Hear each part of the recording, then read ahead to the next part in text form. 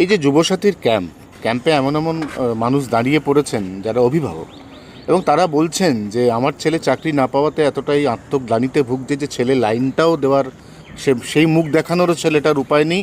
আমাকে বলেছে বাবা তুমি লাইন দাও, এবং ছেলের হয়ে বাবা লাইন দিচ্ছেন। এই দৃশ্য পশ্চিমবঙ্গে প্রত্যেকটি বিধানসভায় আমরা দেখতে পাচ্ছি। এই যে দুঃখজনক দৃশ্য, ছেলের বেকার ভাতার জন্য বাবাকে লাইন দিতে হচ্ছে, পশ্চিমবঙ্গে মমতা ব্যানার্জি এটাই দিয়েছেন। তারপরে উনি এই বেকার ভাতা দিয়ে ভোট চাইছেন। পশ্চিমবাংলার জনতার ভাবা উচিত যে আর কি করতে হবে। এবারে বাবার ওষুধের লাইনে ছেলে দাঁড়ায়, কিন্তু ছেলের চাকরির লাইনে বাবাকে দাঁড়াতে হচ্ছে। এই দুর্ভাগ্যজনক পরিস্থিতি পশ্চিমবাংলায় চলছে। এবার কে ভাতা পাবে, কতজন পাবে, কিসের আধারে পাবে, সে তো যখন পাবে বোঝা যাবে।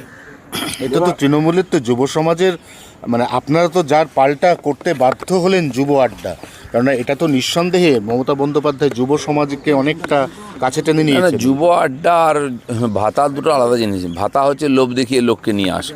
আমরা যুবদের ডাকছি তাদের সমস্যা শোনার জন্য, তারা কি চায়, কেমন পশ্চিমবঙ্গ চায়, তাদের স্বপ্ন কী আছে এটা জানার জন্য। সেটাকে সফল করার চেষ্টা করবে বিজেপি ক্ষমতা এলে।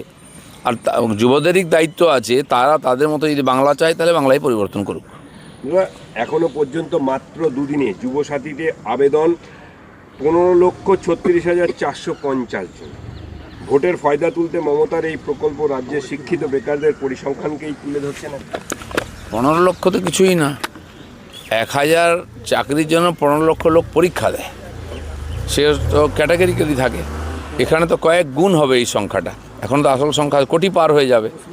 তো হয়তো উনি জানতে চাইছেন কত বেকারকে উনি রাখতে পেরেছেন পশ্চিমবাংলায়, তার লিস্ট তৈরি হবে।